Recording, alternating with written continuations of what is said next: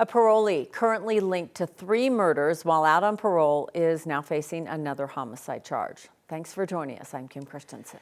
And I'm Phil Lipoff. This 4th death, covered extensively last year by 9 News Investigates, actually happened while the suspect was previously on parole in 2022 in Englewood. It was initially passed over for prosecution, but as investigative reporter Chris Vanderveen shows us, a new round of DNA testing finally convinced prosecutors to charge the parolee with the old crime. It's the kind of decision he cannot afford to make. On parole and inside this Englewood Walmart in 2022, he takes out a knife and approaches customers.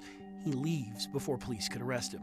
The next day, the same man is seen here, say Englewood police, running away from a screaming and injured woman. His name, Ricky Lee Roybal Smith. Her name, Meg Eberhart. Who is Meg Eberhart? My mom. Zeta Venegas rushed to a Colorado hospital only to help make the decision to cut off life support. She had absolutely no brain activity, and so I don't even think that she was able to hear what I said, and let alone even just getting to hear her voice one more time. Her mom's injuries led Zeta to assume prosecutors would charge the man seen running away, Roybal Smith, with murder. Englewood police even went as far, 9 News Investigates found, to recommend murder charges to the local DA. It just made sense to me that somebody should be held responsible. But when her mom's autopsy came back with an undetermined cause of death, prosecutors elected not to charge. Instead, they sent Roybal Smith back to prison for just 4 years for that Walmart menacing case. It all made a repeat felon, repeat parolee, eligible yet again for parole last year. 6 months into that parole, this time police say he killed 2 unhoused men on East Colfax in Aurora, and then a cellmate inside the Denver jail. 3 deaths last June. This week, Zeta learned prosecutors have finally charged Roybal Smith with a 4th murder, the 2022 death of her mom. At least the reality and the fact of what he did is being acknowledged on the legal end of things, you know. I think that it's important that she wasn't forgotten. Court records show last year, Englewood police sent a new round of DNA evidence to the state lab, including DNA collected from a lime green jacket Eberhart was wearing when she was killed. When returned, it showed a high likelihood of containing Roybal Smith's DNA. It helped lead to the new charges. 9 News Investigates has done numerous stories on Roybal Smith's repeated stints on parole. Found he was one of many parolees misscored by the state when assessed for risk, a problem that routinely led to insufficient levels of supervision. As a result of our work, the state has now vowed to rescore the risk levels of more than 1,700 parolees. And now this. I mean, you had no doubt that she was a homicide victim. No doubt at all. I have very deep appreciation for the fact that you guys have kept on with everything. Roybal Smith is due back in court later this month, where he is expected to enter a plea for 2 of the 4 deaths. Chris Vanderveen, 9 News. Chris, thank you. Englewood police sent us a statement about the case that said, in part, the department worked tirelessly for the past 3 years to seek answers and closure in this complex case, adding, quote, "Justice delayed is not justice denied."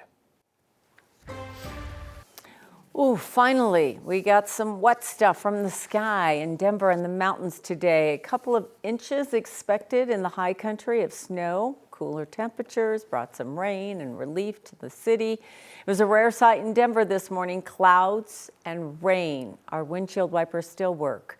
It comes after a stretch of unusually warm temperatures that we've been experiencing. However, this cool weather won't last that long. Chief Meteorologist Kathy Sabin is tracking return of the warm temperatures, but are we going to see any more precipitation? We are. We actually have 2 storms that we're tracking this week. The first one is still moving across Colorado tonight. The second one is colder and stronger and might bring some light snow to Denver on Friday. And so around the area, we still have the chance for a little more rain up and down the Front Range and a little more snow. But all the advisories for snow have canceled as travel on the I-70 corridor hasn't been that difficult. It's a relatively warm storm, and any additional accumulation in the mountains will be light. Some widely scattered rain showers around Castle Rock and Byers out toward Fort Morgan and Sterling. And it's possible we'll see a few more showers move into Denver between now and 11. Temperatures were some 20 degrees colder today. We're sitting in the mid 40s. That's a 17-degree temperature drop over where we were at this point yesterday.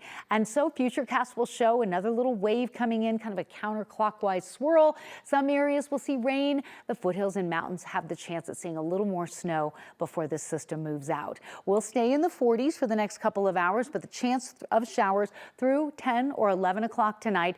Weather headlines include fire danger and a fire weather watch in the days leading up to that Friday storm, but models have the potential of 2 to 3 inches of snow in Denver on a very cold Friday coming up. Details on all of it just ahead.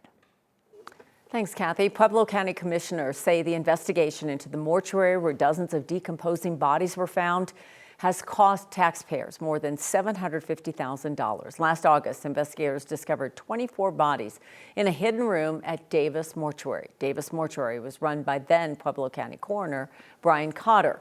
He resigned after that discovery. According to commissioners, the state agreed to pay a maximum of $300,000 to help with the case. Pueblo County is now stuck with a $462,000 bill. Commissioners say a significant amount came through roughly 25 DNA tests that cost $10,000 each. Those tests used to identify the bodies discovered. People who use public transit in Fort Collins will begin to see more police officers on board. The city says it is partnering with police to improve riders' sense of safety. The city says crime on public transit is low. City officials will install some new signage, they tell us, on the buses and the transit centers, as well as some more cameras. Former Broncos quarterback Tim Tebow appeared before a Senate subcommittee to speak on child trafficking and exploitation.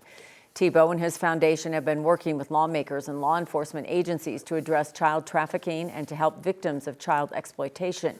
The hearing focused on the digital exploitation of kids and ways Congress can work to address the problem. Tebow spoke today about why he's so passionate about helping. Your average offender has 13 victims in their lifetime. The scale of harm right here in America is, to a certain extent, hard to comprehend. But that's why we're here. The question is, will we actually accept the responsibility of caring for these boys and girls and truly protecting them, or are we just going to continue to talk about it? Because there's so much we can do, but the question is, will we? Tim Tebow and his foundation launched Operation Renewed Hope, hoping to help as many children and victims as possible. More than 20 counties here in Colorado received more than $2 million to improve their land record keeping systems. The state's Electronic Recording Technology Board awarded 22 counties with grants ranging from $5,000 to $350,000. El Paso, Arapahoe, and Pueblo received most of it. County officials can use the grants to support their electronic filing systems for land sales. According to the ERTB's website, the board was formed in 2016 after counties expressed their need for better systems. Vail Resorts is offering a new and cheaper ski pass for younger skiers next season. Most adults, though, have to pay more. Vail is cracking down the price, or knocking it down by 20%, about $220 off the Epic Pass for people 13 to 30. Younger riders will pay $869 compared to anyone older than 30 who's going to have to pony up $1,089. Woo! Older skiers, I guess they have more money. I don't know. That's up about $40 from last year's early bird prices. Younger skiers will also get a discount on the Epic Local Pass. Vail Resort says the discount is an effort to get the younger folks into skiing and boarding and on the mountains.